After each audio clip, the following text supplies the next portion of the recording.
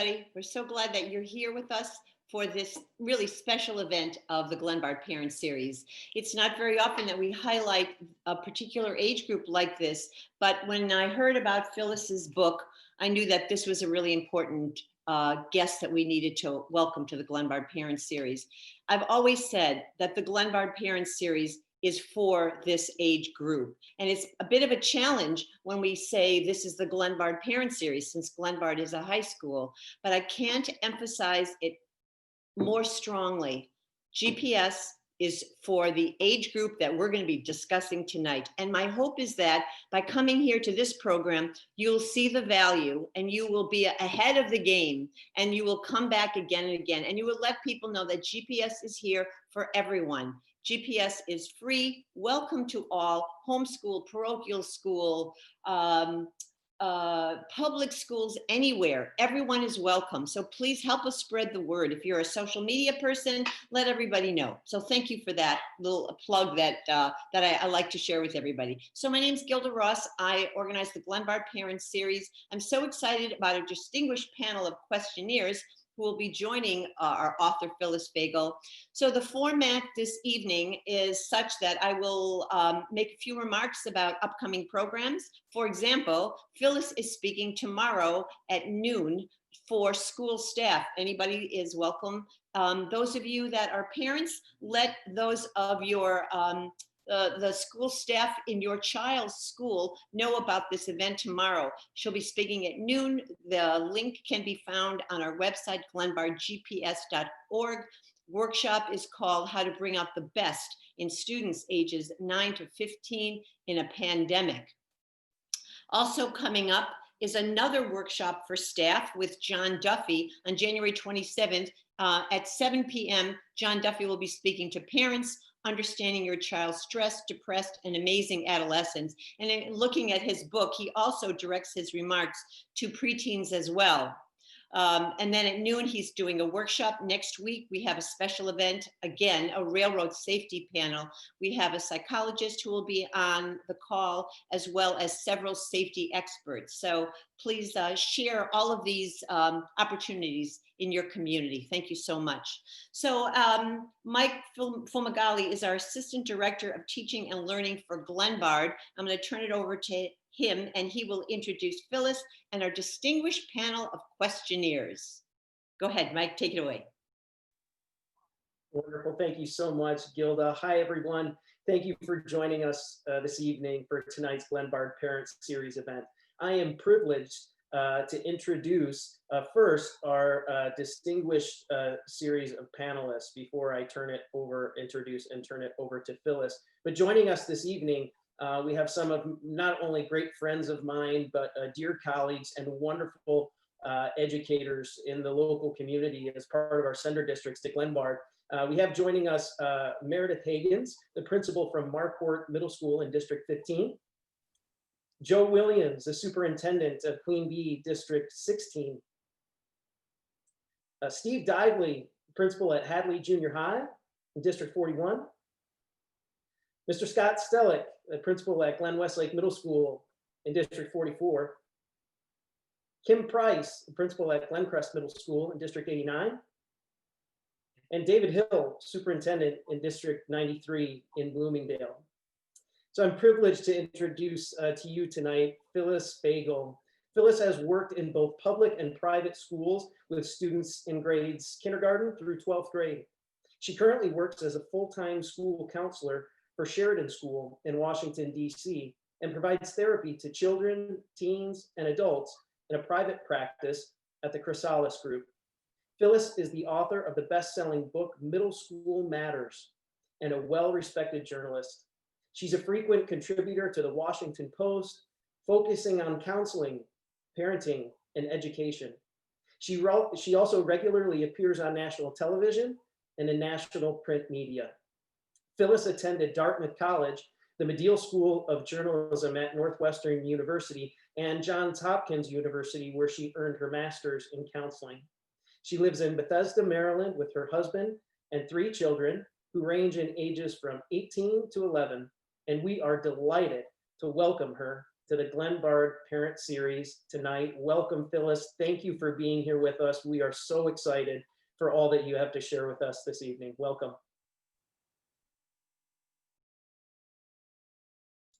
Oh, you're still muted, Phyllis. Of course I am. It's even in 2021, I'm muted. So I am so excited to be here. Thank you for that nice introduction. And thank you, Gilda, for organizing such a great event. I love that you mentioned that middle school really is that sweet spot. I really feel strongly that you can't start preparing for the skills you need in middle school too early, and the skills you need to develop in middle school carry on not only in high school, but throughout life. It is the perfect time to teach kids everything they need to be happy, functioning, productive, resilient kids. And resilience is so incredibly important right now. One of the reasons I wrote Middle School Matters, when I first started working with middle schoolers, I did my homework and I wanted to find out as much as I could about the age group. I had done elementary, I had done high school, but I had not yet worked with tweens. And I very quickly discovered that there was very little material out there. What existed either lumped middle schoolers in with early childhood, or they lumped them in with older adolescents and high school. And anybody who is raising a middle schooler, working with middle schoolers, teaching middle schoolers, knows that it's an incredibly distinct phase in its own category. And from what I had seen from my experience in that school up to that point, not only did they have distinct needs, but what the cultural rhetoric was saying about this age group was totally incorrect. There were so many myths that needed to be corrected and that were actually damaging to middle schoolers, and also contributing to parents dreading the phase and wanting to take this giant step back as their kids entered middle school. Maybe they brought some bad memories to the table themselves. Maybe they had heard it was just a phase to dread and something to hope you can get through without too much damage. And instead, I really wanted parents to understand that tweens are not mean, they're not drama seeking. Not only is this not a phase you want to sit out, it's a phase that you really want to get in there and parent, because kids this age are so malleable. They still very much care what their parents think. You have the opportunity to really turn out good people and impart your values. And they're not so old and jaded that they have already really pulled away and started identifying solely with their peers. So it's this magical time. They're intellectually sophisticated. They can absorb a lot. And I firmly believe that it's not only a phase where you can make a difference, it's a phase to really embrace and love. I have a 7th grade son right now myself. He's my 3rd middle schooler that I'm raising, and I really enjoy him and I enjoy the phase. And it helps, I think, to understand their developmental needs and understand where they're coming from in order to help them and get them through this phase. So not that long ago, although it feels like forever ago because it was pre-pandemic, maybe about a year and a half ago, a parent called me and she was incredibly upset because her daughter had just gotten a text. Her friends had been out in the neighborhood talking, chatting, and another friend happened to come upon them and hear them saying very mean things about this girl, about her daughter. And so the girl who was overhearing these 2 girls saying mean things was feeling very loyal to her friend, decided to not only secretly videotape the girls saying the mean things, but to then send the video to this child. And so when I spoke to the parent, she was beside herself. How could this be? How could this parent think it was a good idea how could this child think it was a good idea to send this video to her daughter? And I said, I really don't think that that she was trying to be mean. I think she really felt like she was being a good friend, that she was doing the right thing. And the parent was dubious. To her, it really seemed like just such a cruel way to interact with her friend, and her daughter was crying. And so the next day when I was at work and working with 6th graders, I said to my students, I shared the story and I said to them, how many of you think that you would have secretly videotaped 2 girls saying something mean about your friend? And nearly all of them raised their hands. And then I said, how many of you would have then sent it to your friend? And again, almost all of them raised their hands. And so I thought, okay, so this is where we're starting. They actually think this is the kind, nice thing to do. And I asked questions. How many of you have ever said anything mean about somebody? How many of you didn't necessarily mean it, but were just trying to fit in or be conversational? How many of you would actually want to receive a video like that? What could you do once you received a video like that? And I just got them to think a little bit critically about whether or not they might make the decision with more information, the same decision. And then I asked them again, how many of you would have taped that private conversation? Very, very few raised their hands. How many of you would send the video? And again, only one or two kids raised their hands. And I share that story because I think it really underscores that kids in this age group are not mean. They're not drama seeking. They simply are learning the skills. They have no life experience. They have no perspective. And so I started thinking, what is it that we can do to teach kids who have no life experience and who have no perspective, how to have that empathy, how to treat one another with kindness, how to not identify as the mean girl that they see in the movies. And all of them have seen the movie Mean Girls and have taken that dialogue away and started to think of themselves as potentially mean. And so I started to think about how we could impact how they treat one another. And I started doing this activity. It's called the values card sort. I'm just gonna show you what it looks like. I print out from the web a bunch of values. It's responsibility, kindness, sense of humor, security. There's about 100. I narrow it down to about 60. I share the values with the kids and I ask them to choose their top 10. And this is something that you can do at home with your children. I've done it with my kids. When you're doing it at home, you can actually print out a second set and do it alongside them. It's a great way to share your own values without lecturing them. And once they have their top 10, I ask them to rank them. And I explain that when you're in a situation and you're not sure what the right thing to do, whether you should post something, whether you should share your homework, whether you should cheat, when you feel that interference and you know that you're tempted to do something that may or may not be the right thing to do, to pause, recognize that you don't have any perspective and life experience simply because you're young, and then ask yourself which of the decisions is most aligned with those core values. And it's not a yes or no operation. I had a student come in shortly after I did this activity, not that long ago. It was a fifth grader. And she said to me, I tried using the values card sort to make a decision and I still can't figure out what decision I should make. And I said, well, tell me what the situation is. And if you're willing, share your values that you chose with me. And she said, well, here's what's happening. I'm on a big group chat with lots and lots of kids. And one girl on the chat got a boy who goes to another school to admit in this group chat that he likes me. And now she wants me to respond in the group chat and say that I like him too. And I said, well, what is this creating in you in terms of a conflict? And she said, well, I don't want to be mean, but I don't like him. And I'm a private person.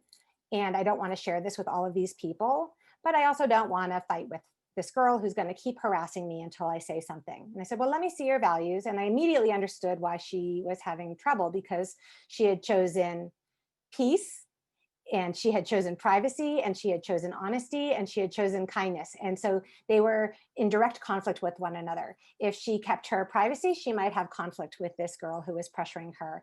If she was honest, she would be unkind.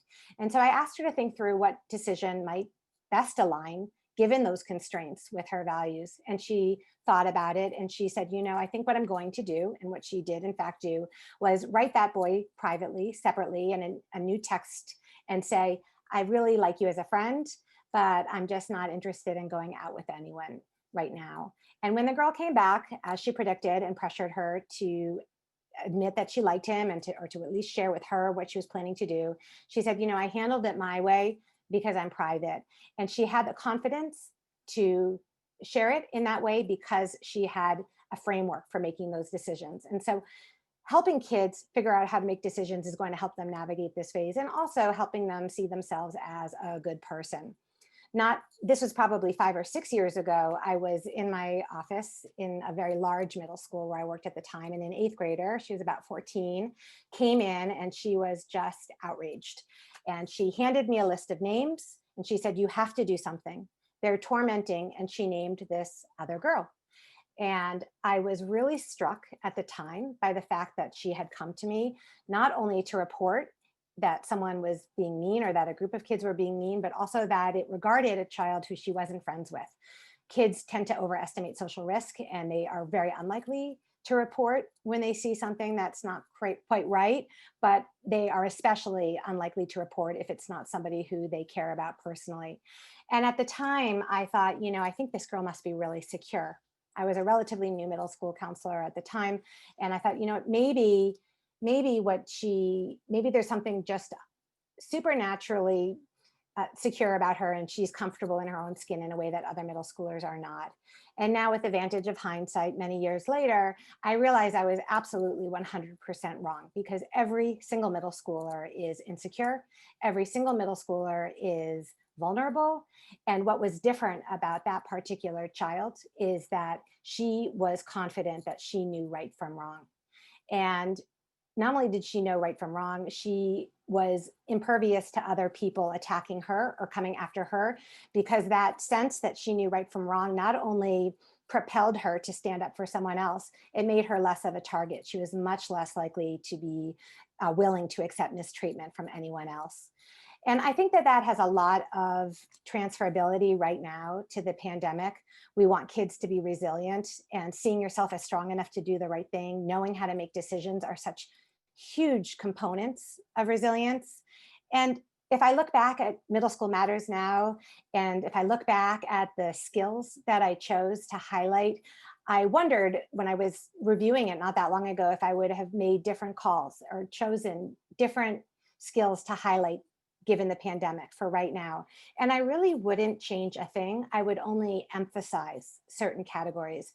And those two, knowing how to do the right thing and being able to make smart, ethical decisions is one of the biggest ones on that list, as is embracing differences, which I think is part of that insecurity that kids feel in this age group. We can combat by teaching them to really embrace the fact that other people have backstories and everybody is worthy of respect.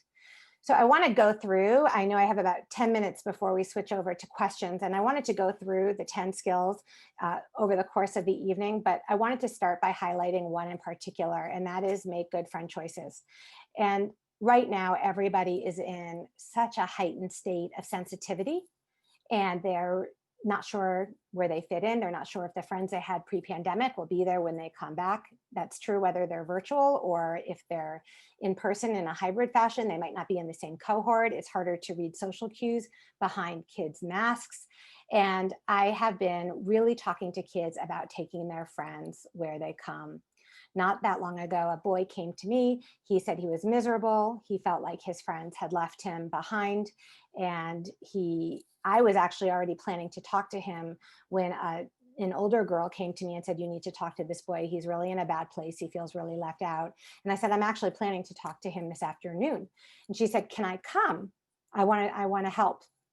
And I asked him if it was okay for her to come.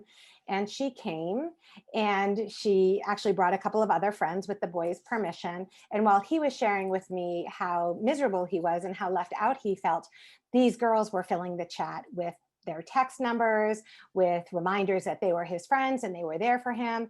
And I wasn't sure if he could even see the chat. So when there was a pause, I asked him to take a look and see what the kids were writing. And he smiled and his face lit up a little bit. And he said, that really means a lot to me. And I still want those other boys to be my friend.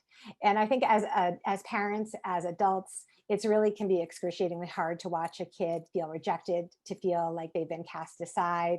And right now in particular, we want them to take their friends where they come. And I was really trying to encourage this boy to understand that even if he was in somewhat of a break from a friendship with these other kids, didn't mean they were in a break forever. Right now, a lot of the boys that he had been interested in hanging out with simply don't have the bandwidth to recognize his needs. They're just trying to get by themselves. It wasn't even necessarily personal. But that piece of middle school, that piece of feeling left behind, that's not new to the pandemic or as part of the pandemic. That is something that kids are constantly wrestling with. And so I've done a lot of thinking about how we can help kids anticipate that challenge, deal with that challenge, cope with it, expect it. And so there are a series of data points that I share with kids. And when I share them with you, you might on the face of it think this is awful and this is something that you wouldn't want to share, that it's too pessimistic, but it actually makes kids feel better. One stat that I share is that in the course of time from the fall to spring of the first year of middle school, only 2/3 of friendships make it through that span of time. I share that if you ask kids to nominate their best friend, only 50% of those nominations are reciprocated. So half the kids are walking around thinking someone's their best friend who's actually thinking someone else is their best friend. 12% of middle schoolers don't have anybody nominate them as a best friend at all. And if you track kids' friendships from 7th grade to 12th grade, only 1% of those friendships last throughout. And so that seems depressing because those friendships are so fragile and they're so mercurial and they're shifting so frequently. But what I want kids to take from that is that it's not personal. This is when you're forming your identity. This is when you're figuring out what you can give to a friend. This is when you're figuring out what you need from a friend. And these are the growing pains that have to happen. And for parents who can recognize in a nanosecond that a friendship isn't healthy for their child, or who can see immediately that their child should shift gears, I share those statistics to remind them that if they don't do that hard work, if they don't learn in this age span how to choose the right people for them, when they grow up, they're not going to do a great job choosing romantic partners. They might stay in a situation that they should leave, or in a job with a boss that's not respectful to them. So we want kids to go to navigate these challenges. Our job is to support them, to validate those hurt feelings, to help them understand that it's normal and that we're there for them, and to help fan the flames on friendships that might be more productive for them, to ask questions that get them to think critically about the different relationships that they are part of. Who is making them laugh? Or making an observation. I've noticed you're not yourself when you're with that particular friend. We want kids to figure this out in middle school. A lot of it sorts itself out by high school. One of the additional challenges I think for middle schoolers friendship wise right now in the pandemic is that they are navigating all of this shifting, changing, often from a distance, often with weaker social skills, and often with peer groups that are not as established. And they're not as able to support one another, to recognize when they need adult help. If you remember only one thing from tonight, I hope that you'll remember to self-identify as a helper, and to let kids know, to let your child know that you are there for them if they have any kind of a struggle, and that it is often more important to go to an adult than to a peer, because peers, even pre-pandemic, often can't handle their friends' problems. It's too much for them. But right now, kids, their energy is so dwindled, they're so depleted, and they really don't have the bandwidth to support their friends. And we want kids to understand, A, it's normal to ask for help. B, to do that problem-solving process of thinking about who they might ask for help. I always tell my kids it doesn't have to be me, and we talk about who it might be if they didn't want to come to me. And then to go through the process of helping them figure that out, identify who they might ask for help, and to remind them that if a friend is in trouble, that you should get adult help for them as well. And we can also keep an eye on our kids' friends, which I think is especially important when kids are not in school and when there are not as many adult eyes on them. We've seen this huge spike in depression, anxiety, suicidal ideation right now. So that's just something to keep in mind. Before we shift back to questions, I do want to say a few positive things about the pandemic and about kids in this age group. I think one of the silver linings, or at least a shade of gray, is that we don't often go to great lengths to give kids transition skills, to teach them how to navigate hard times.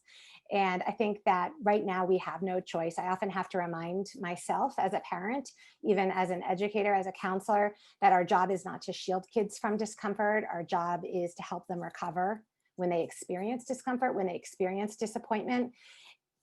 And much as we don't want our kids to suffer, much as we want life to be easy and for everything to be perfect, the research shows that over the course of our lifetime, we all experience 3 to 5, what the author Bruce Feiler calls life quakes. And a life quake is major trauma, disruption, transition with aftershocks that can last for 5 years or more.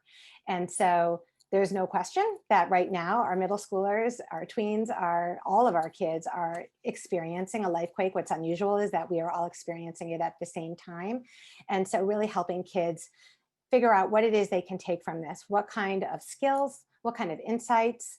I spoke to a psychologist recently who said that, and he talks a lot about the power of and the power of and is this holding of two opposing viewpoints. So this pandemic is terrible. It makes kids feel isolated and lonely, and it's helping them reevaluate what they think is important or how they want to go through the rest of their school years.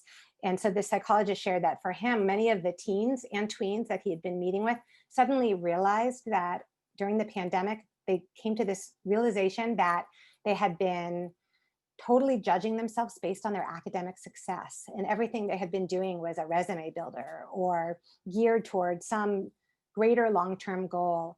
And they were a little burnt out. Even in middle school, they were a little burnt out. And this was a chance for them to just press that reset button before returning to whatever normal looks like over the next several months. And so with that, I think it's been about 20 minutes, so I'll pause for questions. We wrote that down, Phyllis. The power of and. The job is not to shield kids, but to help them recover, feel the emotion. And it's a life quake we're all experiencing.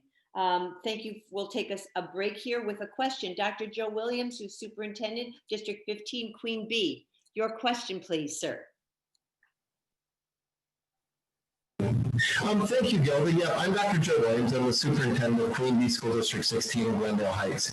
Phyllis, before I ask my question, let me just thank you for your optimism and recognizing the opportunity, because that's what my question is about. So you write about this dramatic set of changes that all young people undergo between 9 and 15. And as they're going through it, certainly there's some common dread out there, like, oh no, what's going to happen?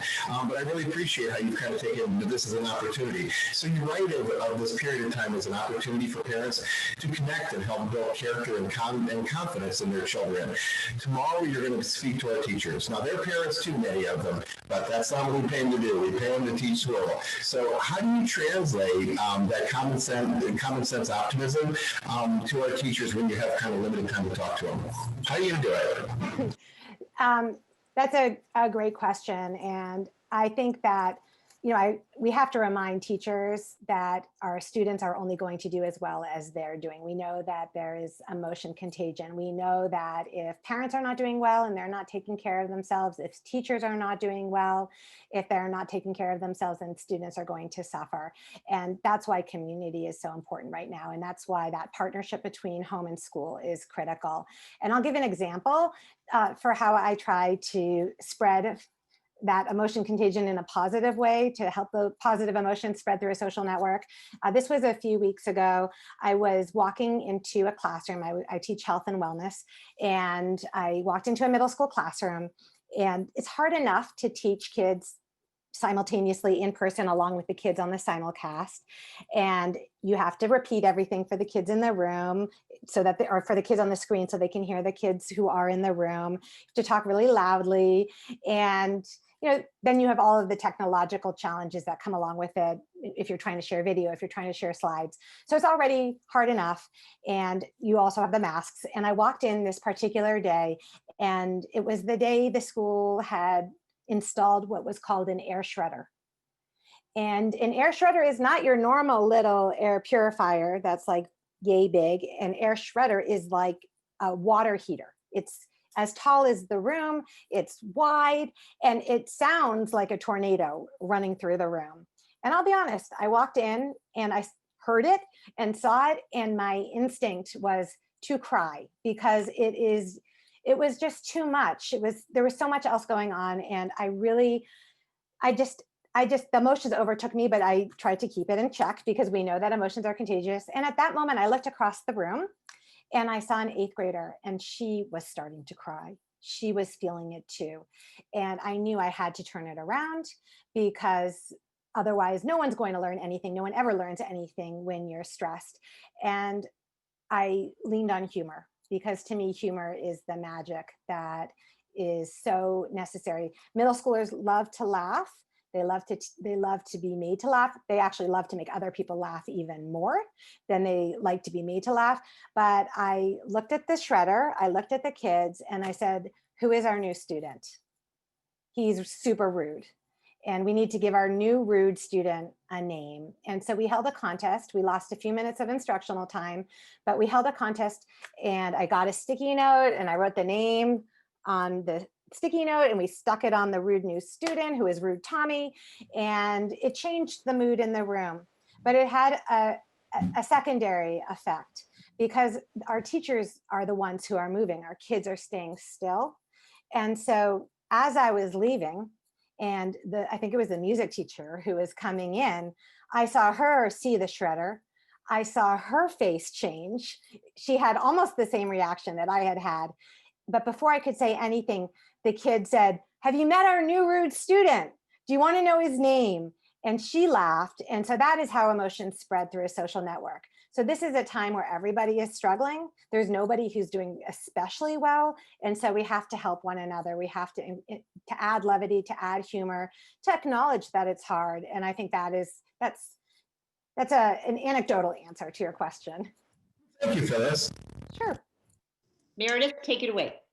All right. Well, Phyllis, going back to your first point about helping our kids make good friend choices, as someone who works in a middle school and as a parent yourself, I think we know, different to our days and growing up, so much of our students' friendships are on cell phones and they're digital. And knowing in a pandemic right now that kids really aren't necessarily seeing each other as much in person, and the parents don't have the opportunity to see those friendships in action.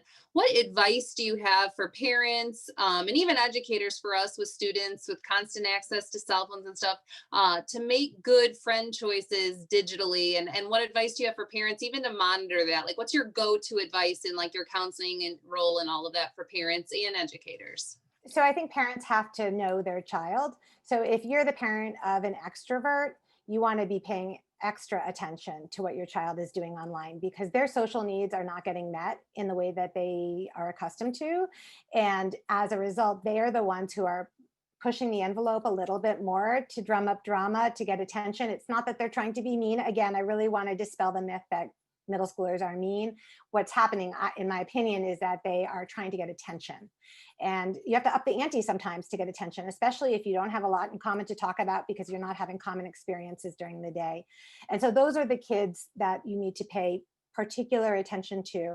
I always tell students, sit on your hands long enough to ask yourself two questions. Can someone take a screenshot, and can it come back to harm me and hurt my reputation or hurt someone else? And then there are a couple of other questions I've been encouraging students to ask themselves lately. One of them is, what would you do if you had 1 million followers? And it's really interesting, because if kids envision that they have 1 million followers, suddenly they feel the weight of the responsibility. And it's a more positive way to ask it than say, how would you feel if your grandmother saw it? Which is sort of a punitive, negative way to phrase it. And while they understand that, it's not necessarily going to make their prefrontal cortex function any better or make them make better decisions. But that positive, what influence do I want to have on the world, tends to be helpful. And the other exercise I have both students and something that parents can do at home do is take, if your child's on social media or if they're texting, to take a look at the chain, even over the course of a week or two, to look at everything you've done and say, which one doesn't belong? Which one does not fit with the others? Which post is inconsistent with how you see yourself or how you want to see yourself or the values that matter to you? And it's a backwards way of asking them to criticize themselves, really, or to at least think more critically about what they're posting, or maybe then to think about why that happened or when that happened. Was it late at night when you were tired and your defenses were down? Did somebody poke you and you responded before you even had a chance to center yourself or self-regulate? Is it the same person every time who brings out the worst in you? Is it or conversely, who do you have the most constructive exchanges with? Who do you, when you're on social media with them, you walk away and you say to yourself, you know what, I always feel better after I have some kind of interaction with that person. One thing I like to encourage kids to do on social media, because I think it kicks off a positive cycle, middle schoolers love to reciprocate. So if somebody does something nice for a middle schooler, and this is true for high school too, my middle child is applying to college. And so as everybody is hearing or not getting good news or getting good news, they're all making each other cookies. And then the next day they make cookies for somebody else. Teens and tweens really love to take care of each other. And if one person does something nice, there's no question the person is going to reciprocate. So I like something I call it 2 for 2, but I didn't come up with it. It was actually created for adults. I just have adapted it for tweens.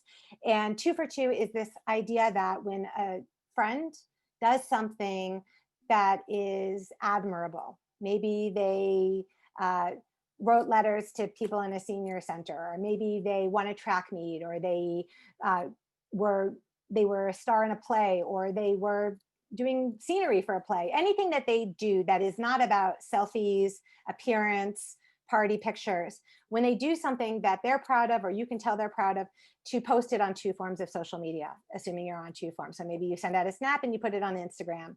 And my hope is that if enough kids do that, it will change the culture a little bit so that they are giving shout outs for things that are substantive, and it takes away a little bit of that competitiveness that can really rear its head in middle school. And it's been worse lately. Jealousy in particular has been worse lately. And it's not necessarily the stereotypical things kids are feeling jealous of.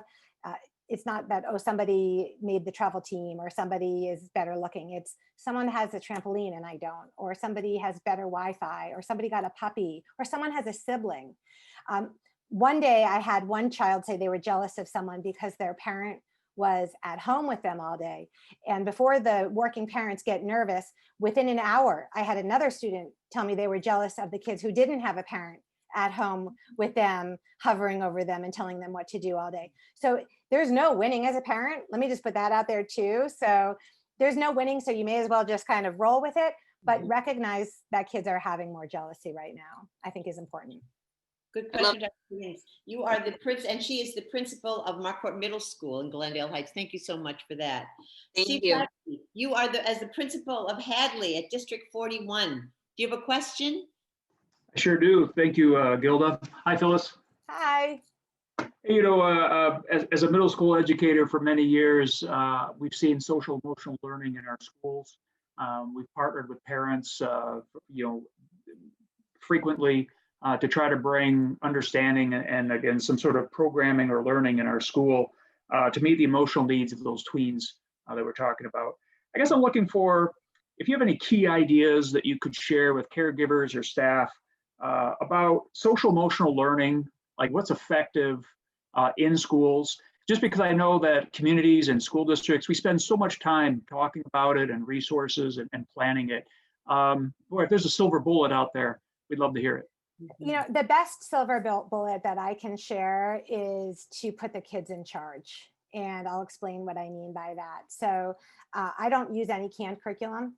You know, I borrow here and there from different curriculums that I like, but I think that what we do with kids has to be organic. It has to relate to what they're actually experiencing, and we have to give them a role. We had an experience at our local high school recently where they had incorporated circles to talk about racial issues, and the kids were really not receptive to it. They were skipping out, and it wasn't necessarily that they didn't care about the idea, but they didn't like being forced to do it, and the teachers didn't necessarily feel prepared to do it, and it just wasn't working. And I was just reading an article recently about the principal and how he retooled it to train the students to lead the sessions, and the students, he made it voluntary. And it became this organic movement where this core group of kids got the training, they brought in their friends, and it was working much better. There was that snowball effect. And that didn't surprise me at all, because that's what I have seen in my own work. So I'll give you one example of something that I like to do with students when we're in person and when things are a little bit more normal, although you can do it online, it's just a little bit trickier. I pay attention, first of all, to what I'm hearing, but I also ask the students, what do you think the biggest issues are? And they're not necessarily what we would think they would be. I had one set of kids who were super upset that kids were bugging one another to find out what their grades were. What'd you get? What'd you get? I had a situation where kids were upset that kids were rifling through each other's backpacks, and it felt like a violation of privacy. Our backpacks are on hooks in the hall, so it's pretty easy. They're not in lockers.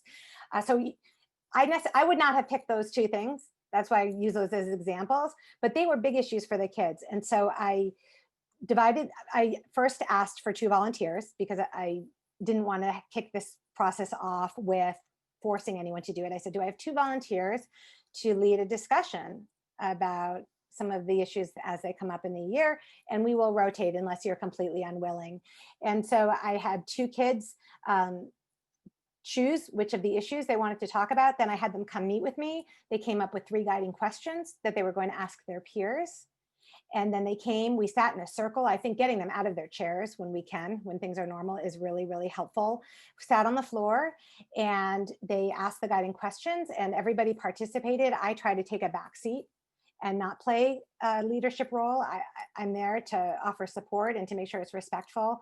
But I'm really looking for the kids to come to their own conclusions. And so, for example, with the conversation about grades, one of the questions was, what are the pros and cons of asking about grades?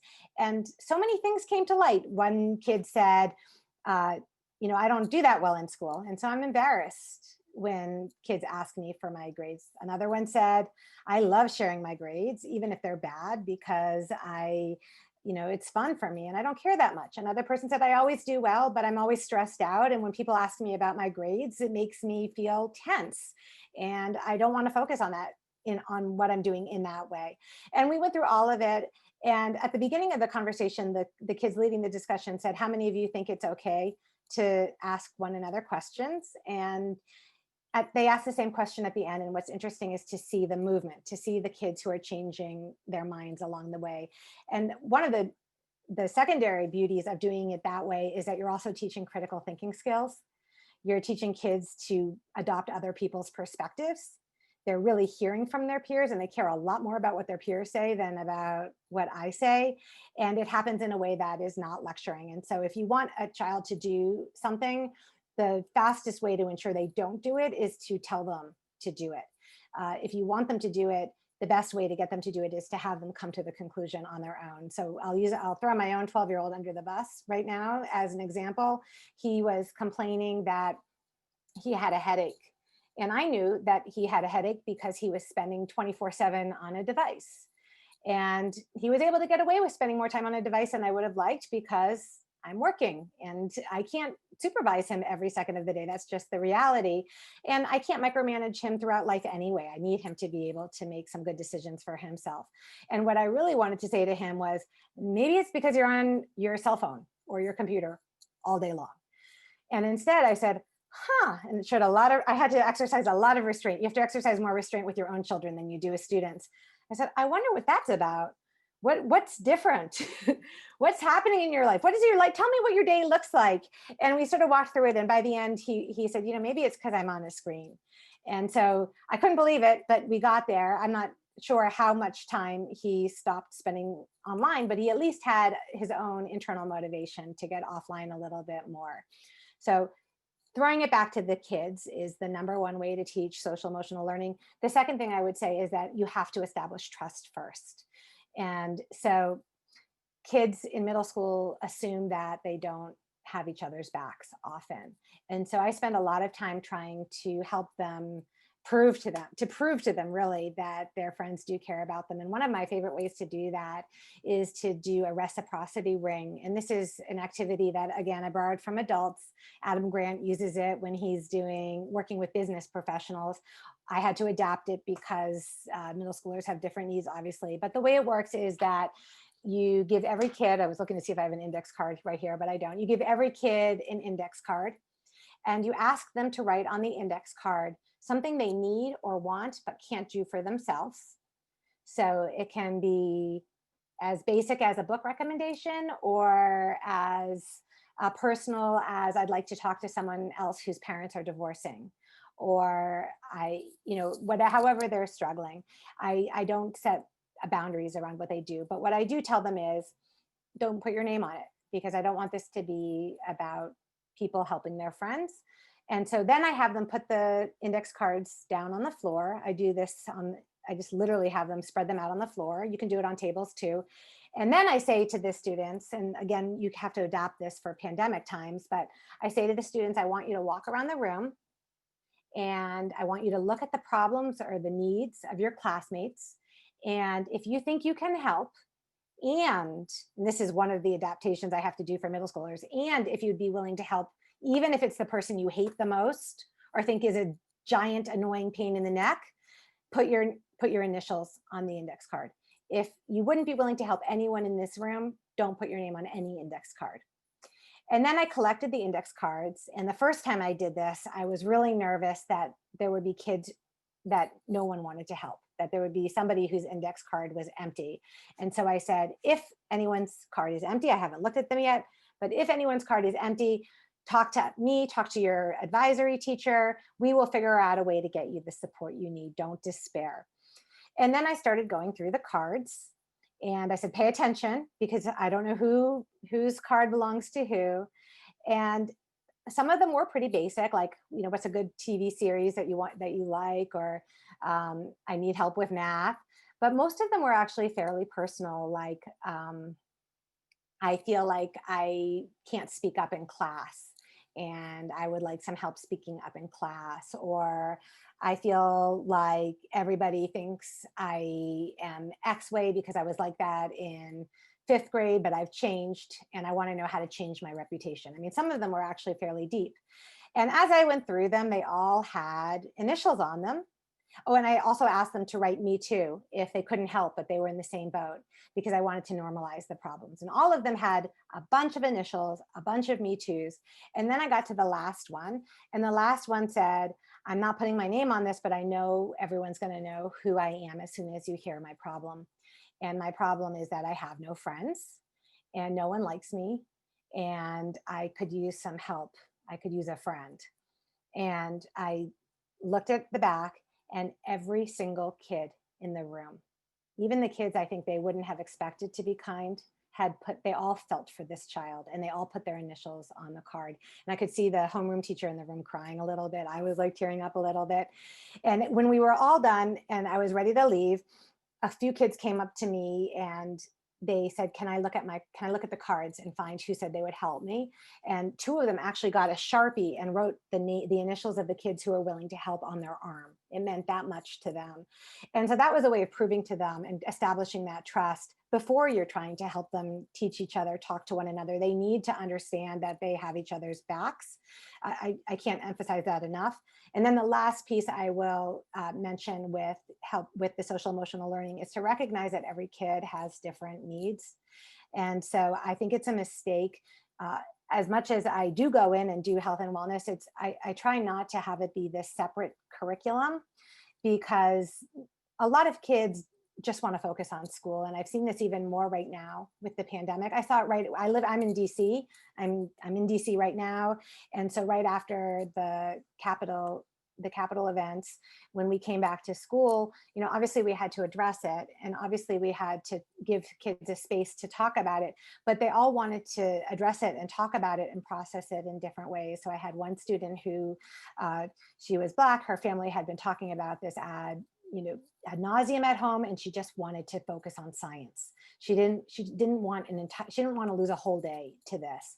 I had another student who wanted to talk because the news had been on nonstop in her house and she couldn't turn away, but she was scared and she felt like her world was imploding, and she couldn't focus on class until she could talk about it. So you have all of these varying needs.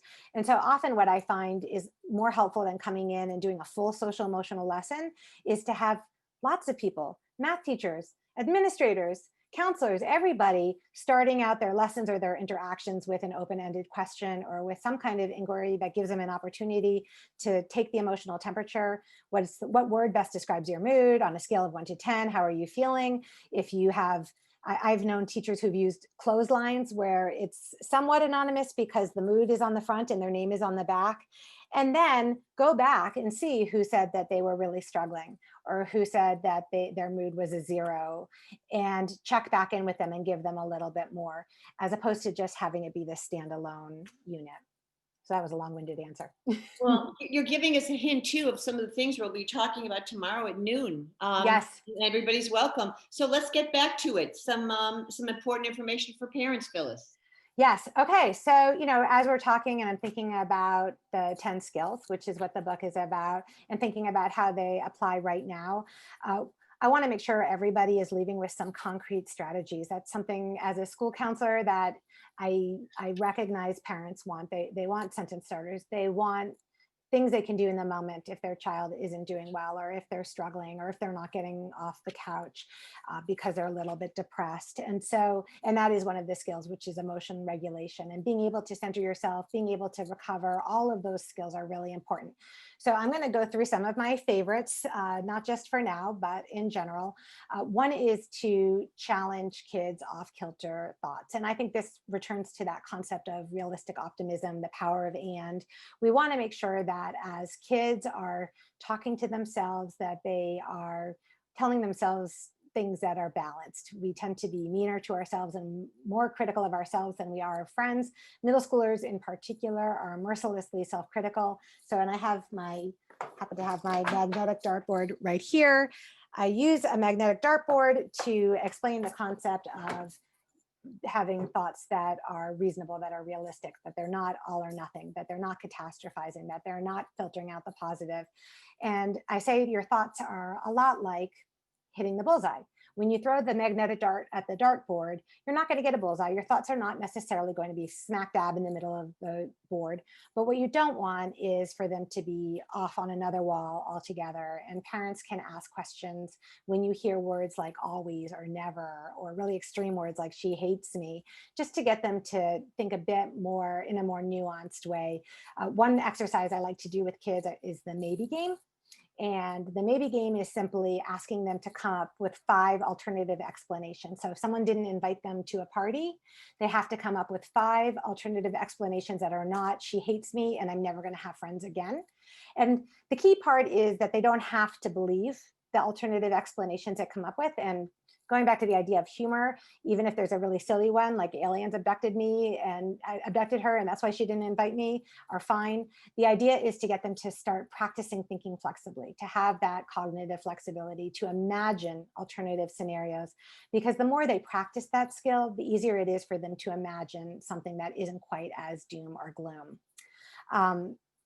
The second thing for a strategy that I want to share is something called, it's white bears, and I use a deck of cards to do this. So I'll show you how I do it. And this is to prove to kids who are ruminating that they can get a thought out of their head. And middle schoolers in particular tend to get this negative thought in their mind, and it becomes so distracting that they really can't focus on anything else. And they'll come to me and they'll say, there's nothing I can do. I cannot get this thought out of my head. All I can think about is this particular conflict I'm having with someone. And so that's when I say to them, I'm going to set a timer for 60 seconds. And for 60 seconds, I want you to think about nothing but white bears. And I set that timer, they think about white bears. And at the end of the 60 seconds, I say to them, now I want you to think about anything but white bears. And they look at me like, are you crazy? I'm not going to be able to think about something other than white bears. And of course I know that. And at the end of the 60 seconds, they say, see, I told you I could only think about white bears. And that's when I get my cards and I say to them, I want you to pull out all of the 2s. And it takes them a few minutes to go through all of the cards and find all of the 2s, and they're handing them to me until we get to 4. And after they hand me the cards, I say to them, how often did you think about white bears? And they're like, I didn't think about white bears at all. And I say, see, you do actually have more power than you think to get a thought out of your head. And the point isn't that you're going to be taking out a deck of cards every time they're ruminating, but it's a way to explain to them that you can clean your room, you can go for a run, you can call a friend. There are lots of things you can do to distract yourself from that particular stressor. And the same coping strategy isn't necessarily going to work for the same situation. So for different situations. So if you're in a fight with a friend, then it might not make sense for you to call another friend and rehash it and get yourself all worked up again. It might actually be better for you to go for a run or listen to music. But if you're lonely and you're thinking about how lonely you are, then in that situation, it might make a lot of sense for you to reach out and to get support from a friend. Another strategy I use is a worry box, and I'll give you a few alternatives, but here's a sample worry box. This was one that a boy made, sports themed. And what you have them do if they have something that is just really bothering them, and right now it could be any number of things from social to germophobia to perfectionism, worrying about grades. So many kids' grades have taken a hit right now. I have them write their worry down on, again, an index card or a sticky note and put it in the worry box. And it sounds silly, but it's really a way of giving them permission to set the anxiety aside, to set that worry aside, to take a break. They can literally put it to bed for the night. If you don't have a worry box, you can put them in the deep freeze. You can have them put the index card in the freezer. And the funny thing is I got this is a worry monster, and I got the worry monster for my younger students since I'm in the K-8, and they write their worry, and then they put them in the worry monster, and the worry monster eats the worries. But it's actually been far more popular with my middle schoolers. And if I read that one to you, it was a middle schooler who came in and wrote puberty and stuck it in the worry monster. And I felt for that kid. I understand what that's like, having seen it many, many times with my students. So that's another way to set aside their worries. And you can model that for them yourself, to say, you know what, I can't get this thought out of my head. I'm going to stick my worry in the freezer. Or I'm going to give myself permission to take a break, because there's so many things that kids are worrying about right now, and they're just exhausted. We can also have them journal. It's protective for kids to have a full range of emotion vocabulary they can lean on. I like using a feelings wheel just to remind myself of all of the words, and also to share them with them so that they don't go straight to angry or sad, but they can recognize maybe they're bored, or maybe they're tired or frustrated or discouraged. And the reason we want them to be able to retrieve those shades of gray emotions is because that way they can zoom in on what they actually need to feel better. So if they're stressed because they're worrying about, if they're overwhelmed, they're just stuck. But if they're overwhelmed because they're stressed, and they're stressed because they're worried about coronavirus or getting coronavirus, then we can focus in on reassuring them that they're taking XYZ measures to stay safe, or the school is doing X, Y, and Z to keep them safe. So we want them to drill down. But what also helps is to journal about those positive and negative emotions, to see over time that they are able to manage those ups and downs. I love the hero's journey. Things like it's the narrative in books like Harry Potter or Wonder. There are a lot of kids' books about Ruth Bader Ginsburg that have the hero's journey. And it's this idea that you go through life and you hit bumps in the road, and you come out on the other side changed but stronger for your struggles, which is also a good metaphor for middle school, and also a good metaphor for the pandemic. Middle school itself is really a hero's journey. But the more they journal about it and see how they weather these different experiences, the more they'll realize that they will do okay the next time that they experience something like that. And there are plenty of apps that you can use for this purpose too. My daughter has been using something called Dailyo, and Dailyo, it tracks your mood. It also tracks what you are doing. And so it's another way to hone in on which friends are working for you. I know, I think it was Kim who asked me earlier about the helping kids choose good friends. If you're keeping track of your moods, and you notice that you're always you feel low after you've been with a particular person, then that is information that is helpful that you can use. And there are also apps for letting go of worries. There's something called Worry Float.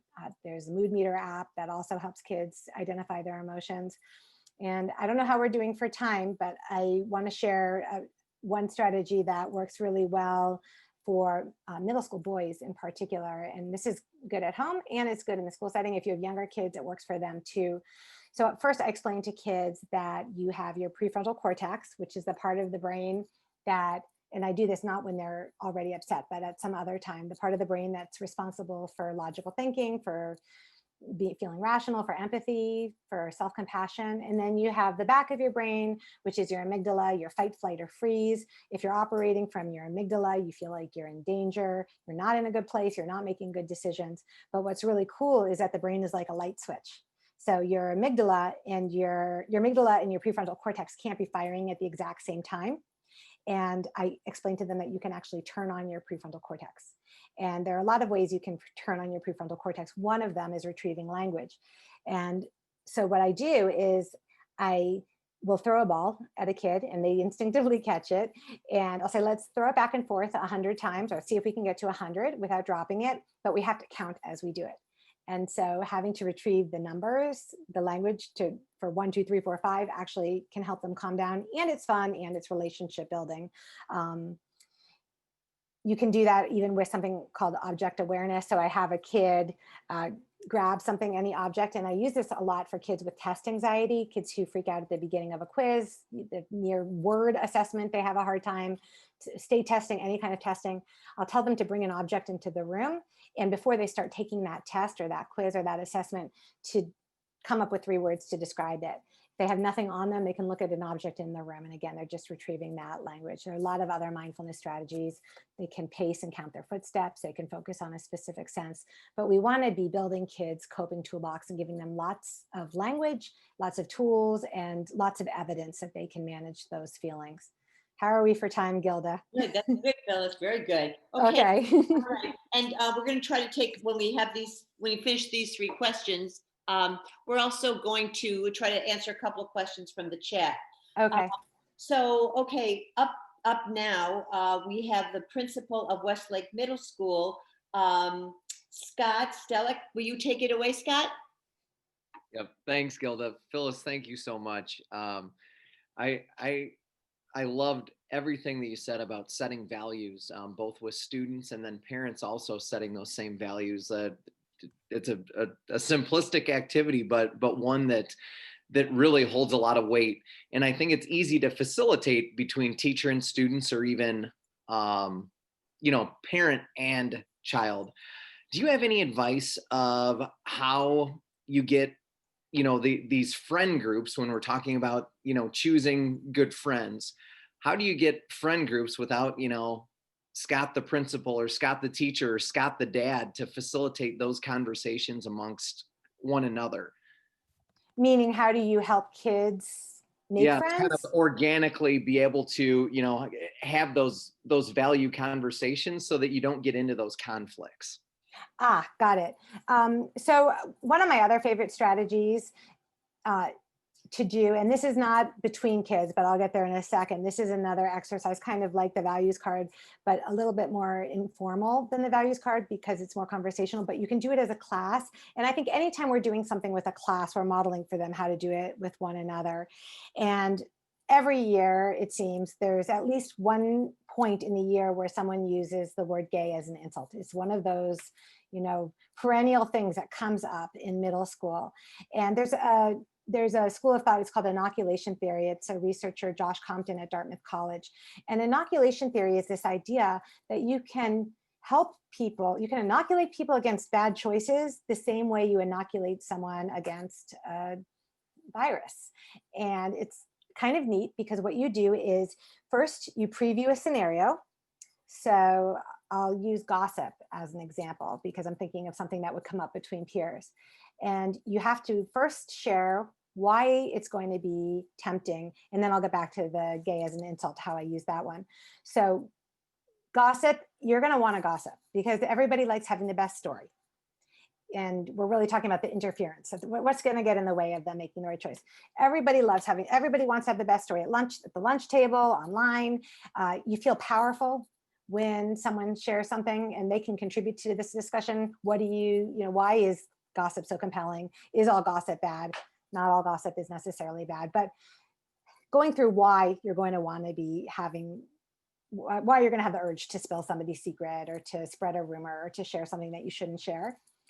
And then you have to give them a compelling counter argument. So, it feels even better? It feels even better to be known as the person who's a vault, the person who everybody trusts with their life and who everyone thinks is just so trustworthy that they're going to keep that secret forever. which is actually a pretty compelling argument for middle schoolers. What's cool about inoculation theory is that if you do it across enough scenarios like cheating, lying, it actually, it's transferable. You don't have to preview every scenario. You're teaching them how to think about these various scenarios too. So going back to this idea of using gay as an insult, I tried to use inoculation theory without using the words inoculation theory, which are pretty didactic. And I said to the kids, why would you stand up for somebody? If you heard somebody using gay as an insult, would you stand up for them? Would you say something? Would you speak out? Be honest. And one kid said, I wouldn't. And, you know, credit to the students, they were honest. He said, I wouldn't.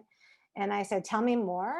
Why wouldn't you? And he said, I think I'd be nervous that people would think I was gay, which is a whole other issue in itself. That shouldn't be something that he was worried about.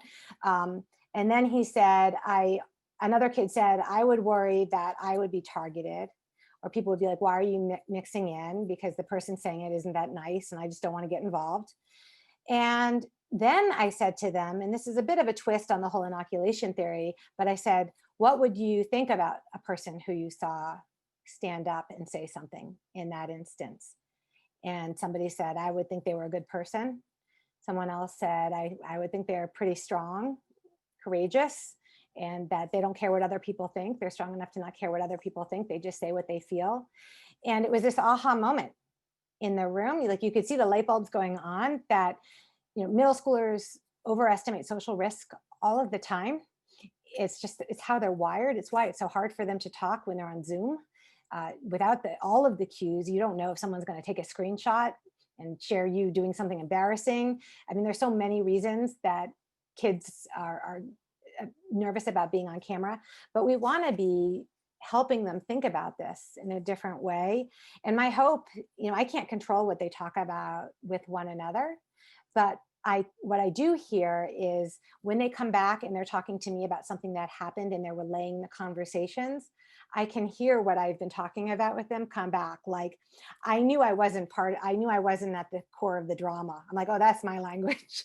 I knew, you know, that was something that I must have said at some time. Like, does this really concern you? Is this something that you really have to be with? And if I hear them using that language, or somebody will come in and say, I want helping someone else get out of a dramatic situation.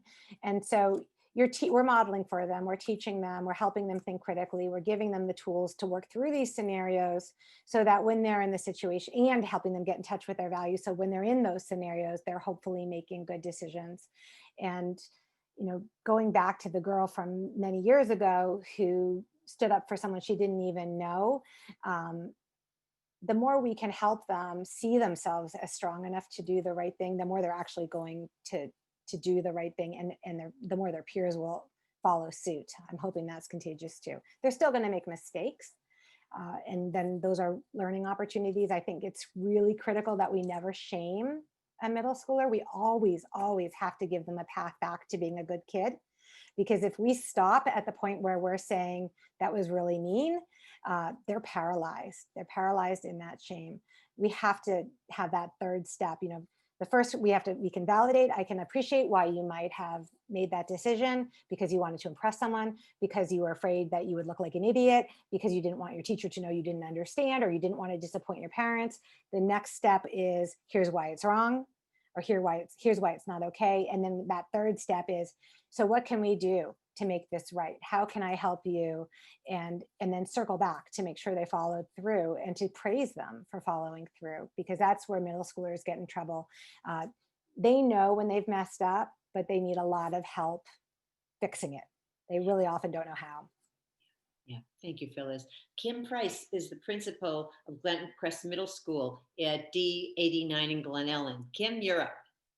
Hi, thank you, Phyllis. Thank you so much for this book. As a parent who has raised 3 kids and survived the middle school years as a parent, and then also spent a good chunk of my career at the middle school level, it is certainly a change of time. It's the roller coaster years. I always tell parents that you know, it can be tough, but it can be wonderful, because you get a glimmer of what the adult your child is turning into. I'd like you to elaborate a little bit more on this. kind of just where you ended up there, and the idea of inoculation theory and the cognitive flexibility. One of the things I always tell parents when they're coming into middle school is really good kids can make bad choices, and they can make big mistakes, and it doesn't define them as a person. Thank God, I don't think any of us are judged by what we did between the ages of 11 and 14. But what advice do you have for parents when that does happen, when there is a big problem? How do you help kids learn from that mistake and not let that mistake define them? And I think maybe if you could just elaborate a little bit more on that. So I'm going to share one of my favorite stories, also pre-pandemic. It was a principal in New York named Tom Adams. And I had had an experience with a child who had done something mean. And I had started to react with, I would say, bewilderment. I'm sure my body language and my words everything was inconsistent, and I'm sure she was feeling criticized, and middle schoolers misinterpret feedback for the negative 40% of the time anyway. And I was getting nowhere, and I was like, this isn't going to work. She's not hearing me. And she was a really nice kid. I think I came down harder on her because I was so surprised that she had made this mistake. And so I changed tacks. I had never actually asked a kid using this language before, but I said, were you your best self? Which put it back on her. And she actually started to cry, and her body language relaxed, and she was able to engage in conversation in a different way. And I tweeted that out and just said, here's the language I used. And it was an unusual thing for me to tweet as well, but I was so struck by how well it worked.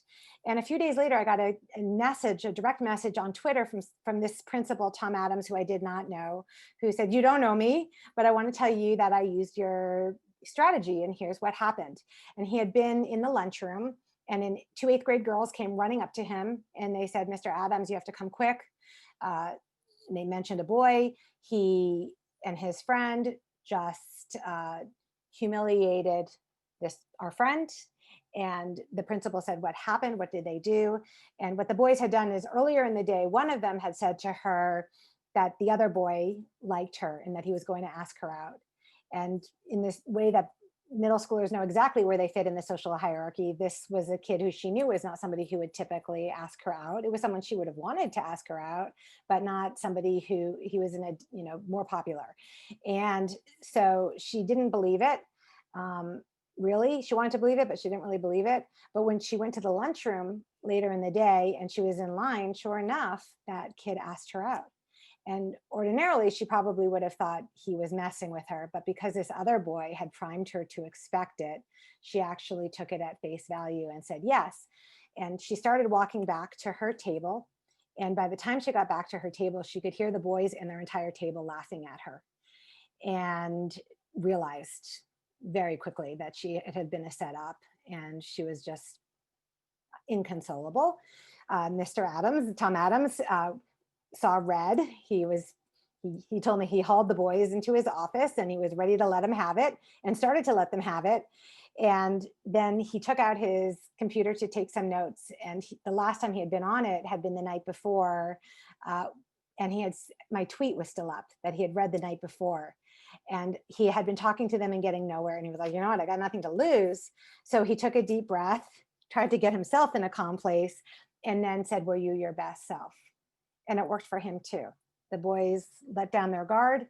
They started to cry, and they were then open to engaging in conversation, to talking about problem solving. They were willing to have their parents involved and to talk about what they could do to make it right. And that was the key piece for these boys. They were given an opportunity to assess whether that was what they wanted to be, as opposed to the principal saying, this is how you behave. And that was wrong. It was reframed for them. Is this who you want to be? Is this who you think of yourself as? Is this who you really are? And I firmly believe that 99% of kids want to be good people. They want to have good character.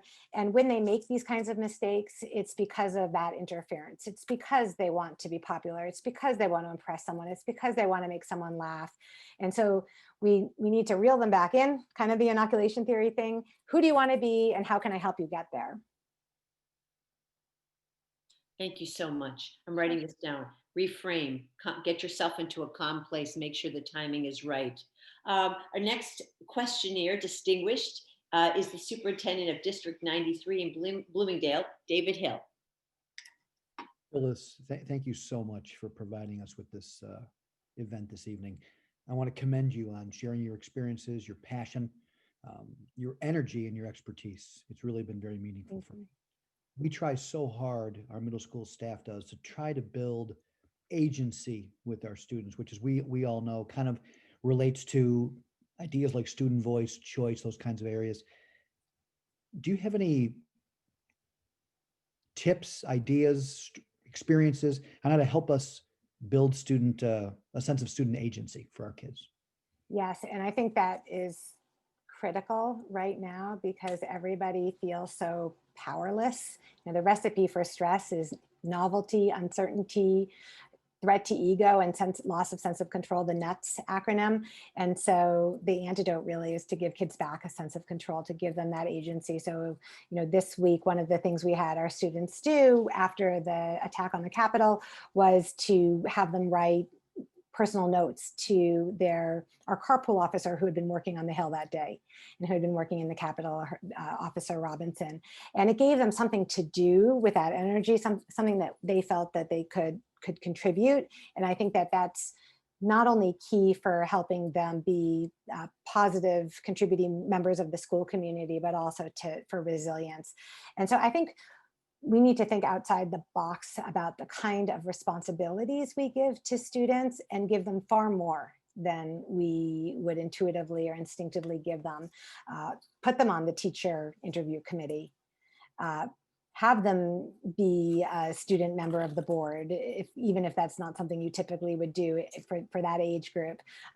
Just really looking for outside the box opportunities for them to lead and to be creative about how, and this goes also back to Kim's question about getting the best behavior. One of my favorite stories, and this was a middle school principal here in DC, she had a student who, an 8th grader, who beat up her younger sister outside the school on the way in the morning. And her younger sister was quite a bit younger.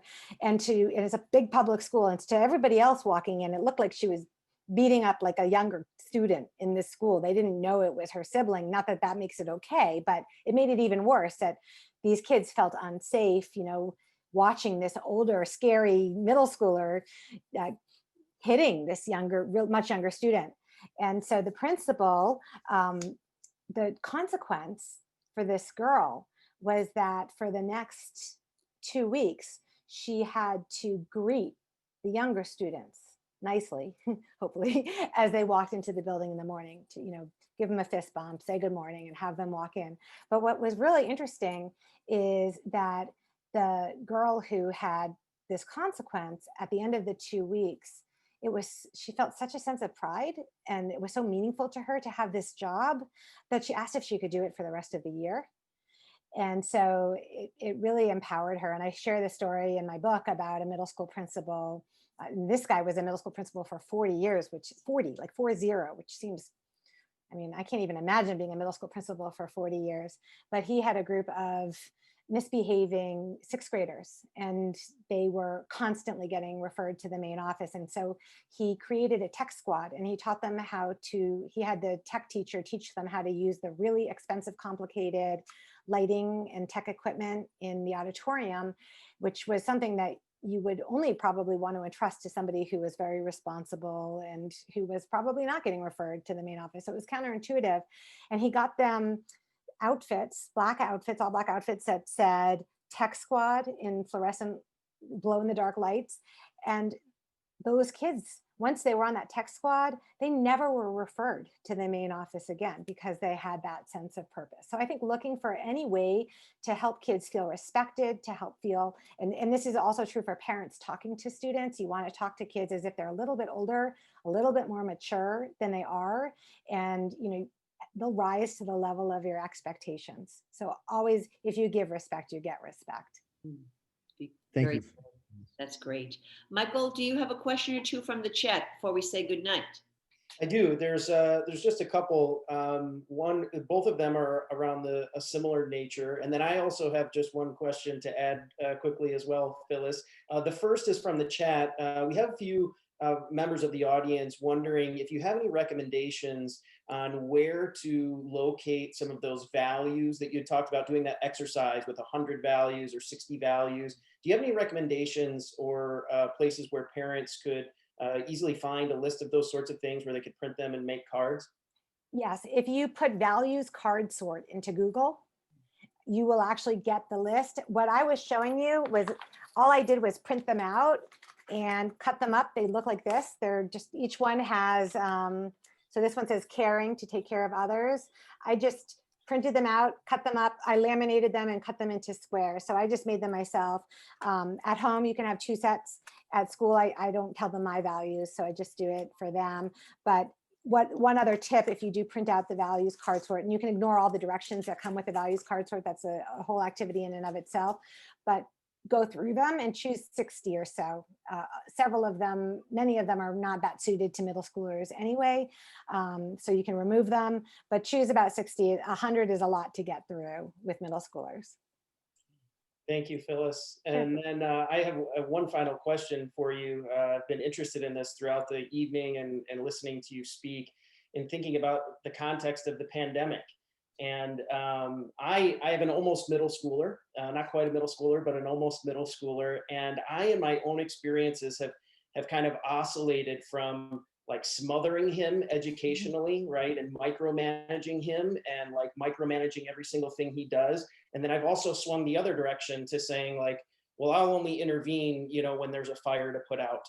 And so I feel like I'm kind of trying to find that middle ground. And I think about that in the context of the pandemic, right? Where now parents are in the home experiencing student learning at their kitchen table or in their student's bedroom, or maybe listening, and all of the opportunities that presents itself to be very present in the learning experience. What recommendations, advice, or tips would you give to a parent like me that's trying to find that middle ground of how do I empower my student without robbing them of the opportunity to develop that empowerment themselves, right? That resilience, those strong character qualities that we want to instill in our children and want to see them develop as adults. How do we not rob them of that opportunity, especially when the experience in the home is what it is right now?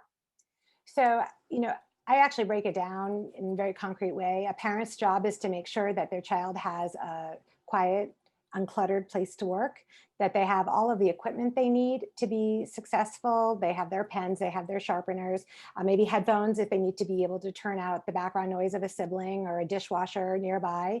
A parent's job is to recognize that for a child, it's their work day. And so this is not the time in the middle of the day to ask them to walk the dog if they're in class, or to empty the dishwasher, to treat their work as their work, because that is their job. A parent can quiz a child. A parent can help them with checklists and organization, the equivalent of cleaning out the backpack. A parent can ask a child, how can I help you? Is there anything I can do to help you? What you don't want to do is do the work for them. You don't want to tell them that they haven't done enough. That's the job of the teacher to determine if it's age appropriate or if it's up to par. They can say, you need to write 2 more sentences. You don't need to worry about that. Parents' job is not to fight over homework with the child. I would help the child communicate with the teacher. You can tip off the teacher that you would like them to talk to the student, but I really feel, especially now during the pandemic, that home should be a peaceful place, and it's not worth having that argument. In terms of that resiliency or that agency and the independence, I like the I do, we do, you do model. So let's say they don't know how to email a teacher, or they don't know how to do it respectfully because they're used to text. So first you sit and you type that email, and they're sitting next to you and they watch you do it. The next time they do it, but you're sitting next to them and making sure it's okay, and then they do it on their own. And I think the key thing when you're working with middle schoolers is to recognize that it may not always happen when you want it to happen, how you want it to happen, at the speed you want it to happen. But if they can do it, and by can, I mean they've demonstrated once that they can do it, you have to resist the urge to get involved and do it for them once you know they can do it. And one of the beauties of middle school is that it is the perfect time to have things not go well. You know, my oldest is now a freshman in college, and he credits middle school with why he doesn't fail all of his tests, because he learned in about 6th and 7th grade that if you don't read the questions, you don't provide the right answers on tests. And if you don't go back and look at what you've written, then you don't know whether you missed a question. So just that attention to detail that he absolutely lacked in middle school. You know, if I had sat there and hovered over him and said, you forgot that one, you know, he would not have learned that on his own, and he cared. I think it's also really important to recognize that kids want to do well, and we don't need to kick them when they're down. We don't need to talk to them about what they could do differently right after they get a bad grade. We can just commiserate in that moment. And then the next day we can say, you know, I could see you were upset about that. Can I help you? Is there something that I can do to help you figure out? You know, maybe they didn't study the right material, or they needed a study group. So taking that judgment away. And I'm always saying to my 7th grader, if he doesn't like how he did on something, I'll say, if you were, you know, do you want my help, or do you just want to vent? And if he wants my help, I'll say, what do you think? If you were doing it all over again, what would you do differently? And usually it's something like, I would have studied, you know. I mean, they were like these very basic lessons that they're learning, and then hearing them say it out loud is sometimes very helpful for them. But nothing's going to happen if they get a bad grade, except for it's a learning opportunity in middle school. Thank you, Phyllis. Thank you so Sure. much. Phyllis, I have 7 pages of notes. Self-care, something we didn't talk about, but we know how important that is. Home is a peaceful place. Modeling, don't beat yourself up, parents, in this time, that we're all doing the best that we can. You will be back tomorrow. I am Yes. so excited about that. So go to glenbargps.org if you don't already have the link. Those of you that are parents that are listening tonight, you know, inform your child's counselor. And thankfully, we will have recordings of both of these programs with Phyllis will be on the website. You can, for a period of time, for 2 weeks time. So you'll go to Phyllis's page at glenbargps.org. It will be now a past event. And I can't thank our distinguished panel, who have put in a very long day and came back again because their heart is so much with these children. And so we had a really great crowd tonight, and I'm so happy about that. Thank you so much, everybody. Let's come back tomorrow and check the website for some upcoming programs. Thank you. Have a good evening. Peace, everybody.